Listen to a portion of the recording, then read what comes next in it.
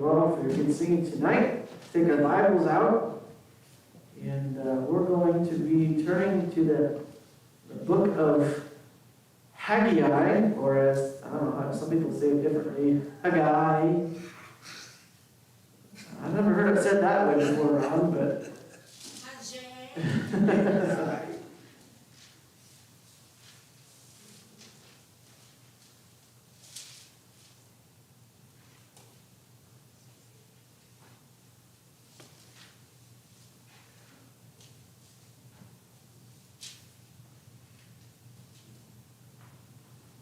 I had a professor in college who always argued that the city in Joshua after Jericho, he always argued that city's name wasn't Ai, it was Ai, because you have like Mordecai and Malachi, and I was like, what about Haggai? But he didn't buy that one. Haggai. Maybe that's how you're supposed to say that. Anyway, turn to that book. There you go. How do you pronounce this name? All right, well, a couple weeks ago, we looked at Belshazzar, who was the second in command in the Babylonian Empire when it fell. And we talked about how he was different from his grandfather Nebuchadnezzar, who learned some things the hard way, but still learned some things, whereas Belshazzar doesn't seem to have learned anything about God. Then we talked about how the Babylonian Empire was defeated by the Persians, the Medo-Persian Empire, led by a man by the name of Cyrus, or as we call him, Cyrus the Great, King Cyrus. And so we looked at him for 1 week. He was greatly used of God. And then last Wednesday night, we took a look at King Darius, the one that is mentioned in Daniel chapter 6, and the situation there surrounding Daniel being put in the lion's den. And so we looked at character Darius a little bit. Tonight we're going to look at a prophet who ministered during this time in Judah's history. Haggai, or Haggai, or however you want to pronounce it, was prophesying, was ministering during this time period when Israel and Judah was released from captivity and was able to return to the land of Judah, to Jerusalem. And so, giving you some background here tonight, and I haven't decided yet if we're going to read through the whole book, because it's only about 35 verses. I think we can probably handle it. But anyway, Cyrus has just defeated Babylon, and he makes a decree that the Israelites can return to their homeland. So I know I told you to start in Haggai, but I'm going to mess you all up and ask you to flip back to Ezra for a moment. Ezra chapter 5. And in Ezra chapter 5, we have recorded for us an understanding of what was going on upon the return of the Jews to Judah. We know that Cyrus said they should rebuild. He decreed that they should have the items from the temple that were taken by the Babylonians. And he provided funds for this rebuilding project.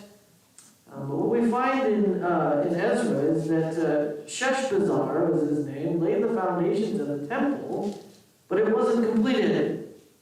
So let's look here in Ezra chapter 5, verses 13 through 17. It says, "But in the first year of Cyrus, the king of Babylon, the same king Cyrus made a decree to build his house of God." So here's the decree mentioned.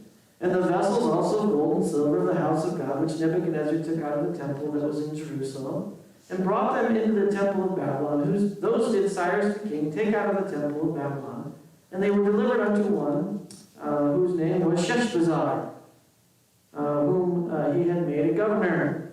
And he said unto him, Take these vessels, go carry them into the temple that is in Jerusalem, and let the house of God be built in his place. Then came the same Sheshbazzar, and laid the foundation of the house of God, which is in Jerusalem. And since that time, even until now, hath it been in building. and yet it is not finished. Now therefore, if it seem good to the king, let there be a search made in the king's treasure house, which is there at Babylon, whether it be so that a decree was made of Cyrus the king to build this house of God at Jerusalem, and let the king send his pleasure to us concerning this matter. So we have recorded for us here in Ezra, there's a problem. They've been told to rebuild this temple, but it has not been finished, it has not been completed. In fact, here we are at the time of Haggai, about 18 years since the first group went with Sheshbazzar to go back and rebuild the temple, and the work is still not done. So Haggai is now going to preach his messages. He's going to preach the messages that God gives to him concerning what is going on in Judah, what's going on in Jerusalem when it comes to the temple of God. Now there are some questions or thoughts as to why they hadn't yet finished it. What was going on that prevented them from accomplishing this particular task? It wasn't just that it took that long to do, it's that they had stopped doing it. So some speculate that perhaps many of these Jews still considered Babylon their home, and so that first group that went kind of lost interest or didn't have the amount of money they needed to finish this, and the people that really had the ability to do so just stayed back in Babylon and said, we can make more money here, why should we go back to Judah? That's a possibility. Some may have indeed prospered in Babylon during this time, and they didn't want to jeopardize their wealth or their position in going to Judah, going to Jerusalem, and finishing the temple. Some have speculated that perhaps they were too focused on Jeremiah 29 and verses 5 through 7. Remember what Jeremiah 29 verses 5 through 7 talk about. As prophet Jeremiah, later on in that chapter is where we have, I know the plans I have for you, says the Lord, plans to prosper you, not to harm you. So on and so forth. In verses 5 through 7, he says, go into this land and have kids and make houses and have property and grow crops, because you're going to be there for 70 years. So perhaps some of them were like, well, we're supposed to be here, so let's just make the best of it. We don't need to go back. Some argue that the religious people of the day knew that the prophecy involved 70 years. And so when they first went back, probably around 536, 538, somewhere in there, BC, they said, well, it hasn't been 70 years since captivity started, so perhaps it's too early to start rebuilding and returning to Judah. Probably a more probable explanation has to do with what we find in Ezra chapter 4, verses 1 through 6, and then at the end of chapter, verse 24, states that there was significant opposition to the rebuilding of the temple. There were those who lived in the land who said, let us help out. And they said, no, we don't want to help out. And then all of a sudden now there was significant opposition to the rebuilding of the temple. That's very much possible as well. Along with that, however, it's very clear that regardless of the immediate situations, the individuals who started the project had lost heart and lost the desire to complete it. In fact, what we find in the book of Haggai is that they're more concerned about building their own houses than the house of God. So they lost heart, they lost the desire to do anything when they came to the temple of God. Wiersbe writes this, he says, for one thing, both Isaiah and Jeremiah had predicted a national restoration that would amaze the Gentile nations and bring glory to Israel. But that wonderful event had not yet occurred. In other words, they may have lost heart because they thought this was going to be some kind of a glorious return, and it didn't end up being that. So Wiersbe goes on to write that the people failed to understand that some of those promises would be fulfilled in the end times, in the last days. When the situation in Judah became worse, the people questioned the dependability of God's word. They got disheartened and decided to quit the project. Alden, in the Expositor's Bible Commentary, writes, the Reconstruction project may have faltered also because of the unstable political situation that followed the death of Cyrus in 529 BC. So there was, Cyrus made this decree, but then along the way at some point he obviously passes away before the temple is completed. And so perhaps that caused some of the problem. There's a Darius that is mentioned here in Haggai, but it's not the Darius of Daniel. This is Darius the First, or Darius the Great. And he becomes king after Cambyses. I'm not sure how you pronounce his name. Cambyses, maybe? In 522 BC. So there was some turmoil that took place after the death of Cyrus. And so it's possible that that led to some people giving up on the project as well. And so the main focus then of the book of Haggai, the short 2-chapter book, prophecy, the main focus is to build God's house. It's finish the temple. That's the main focus that he has for the people. And so in a few moments, I think we'll try to read through it, and you'll follow along here. But I want to give you kind of an overview, and I have a little video for you if I can get it to work tonight. So bear with me for just a moment. And, well, I have to turn my computer on. That usually helps. Oh, there we go. It's coming up here. All right, let's see what we got.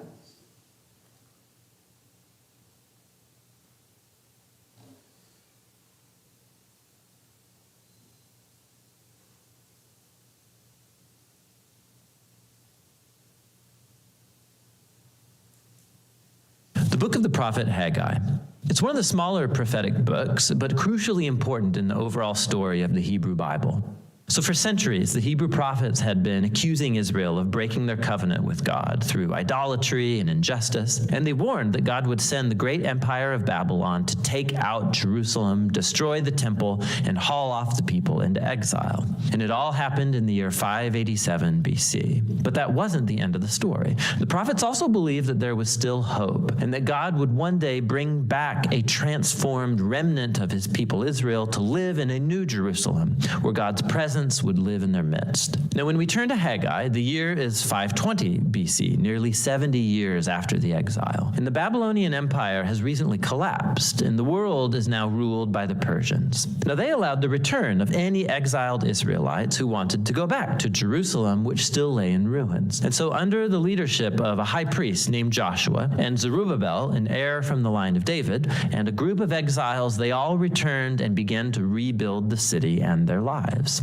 Remember the story from the book of Ezra, chapters 1 to 6. So our hopes are high, and the future seems very bright, but it's not, actually, at least from Haggai's point of view. And I died.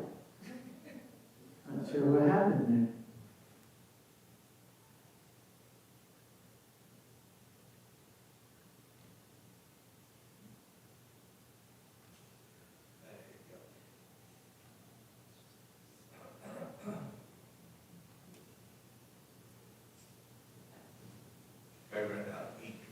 Is that what happened? The pen ran out.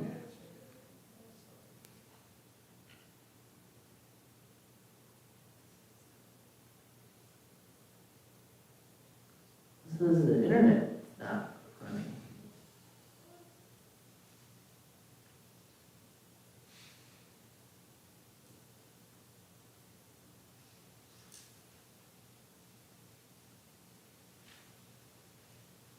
Well, it's hard to stream something, the internet's not working.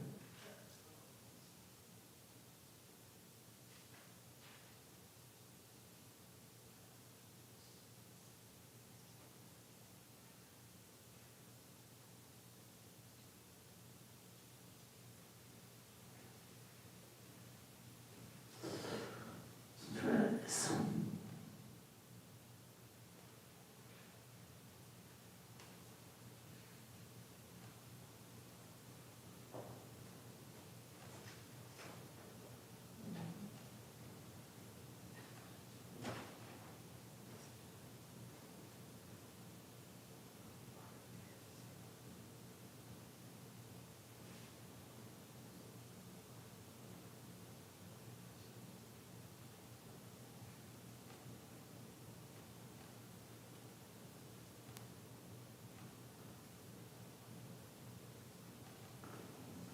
Well, maybe we can. We're having problems. Having problems because the internet says it's not working. But that doesn't make sense if the live stream is working. What? Is that what it is? Oh, they can look at pictures of airplanes if you want. That's something, I guess. Somebody likes watching you. Yeah. Somebody likes Oh, watching is Cooper watching it? you. I don't understand why it says not connected, but the connections are available. I am connected.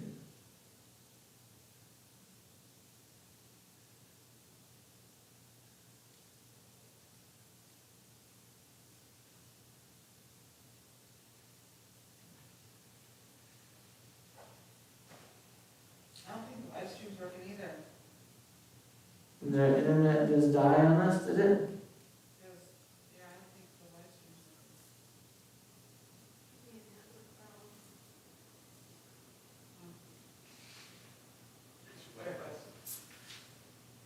Yeah, live stream's working now.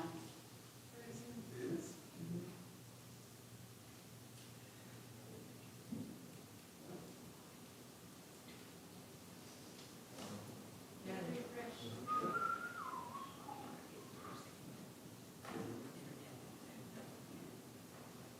It says the internet's working now.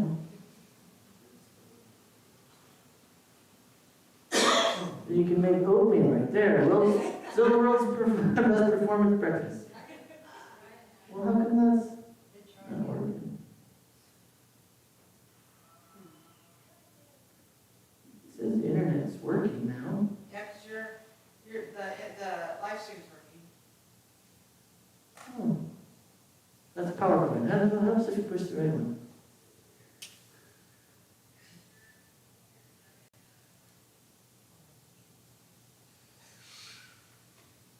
No? I like watching it. I like that guy. I like watching it. Well, we'll give it a try here again in a minute. Once the oatmeal's thing, maybe it'll process and decide to do it. Once again, it says no internet. Yeah. Sometimes it's this computer. I'm gonna go try my other computer. I'll be right back. This is gonna be the best live stream ever.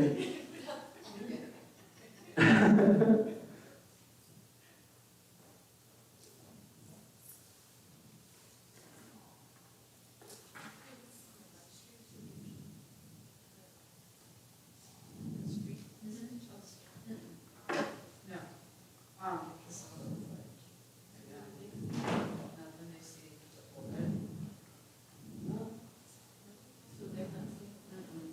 They can hear it.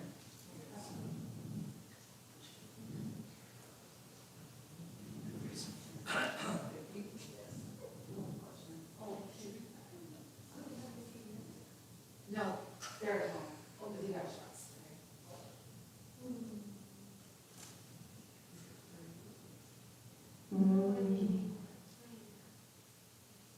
Oh, yeah. Well, this is the internet's working on this one, so. There's still hope. We might be here a while. This is a short lesson. Well, we'll be now. It's only 2 chapters. That's right. That's all it is. 38 verses.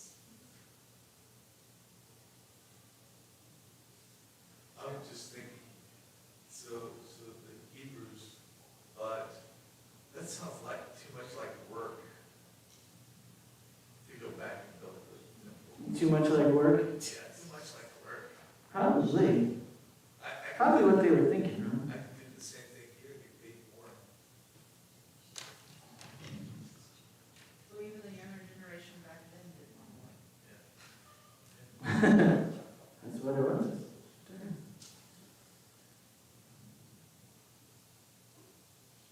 That would change things. Small stages. Follow the man. That's what All right, everybody close your eyes and log in. Okay. I'm just kidding, you can't.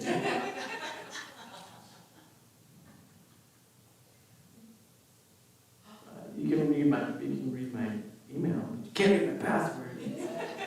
There. That's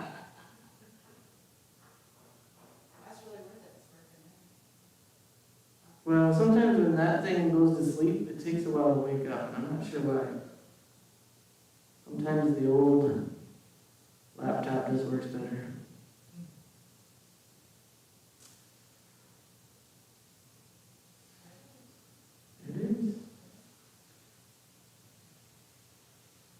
see if we can find the exact spot we left off. It's like it's 7 minutes something. Well, there's only 5. Oh, I guess not. Right there. Right here? Yeah. Is that where we want to go? Yeah. Let's check it. Yeah, it's pretty close. 70 years after the exile. And the Babylonian Empire has recently collapsed, and the world is now ruled by the Persians. Now, they allowed the return of any exiled Israelites who wanted to go back to Jerusalem, which still lay in ruins. And so under the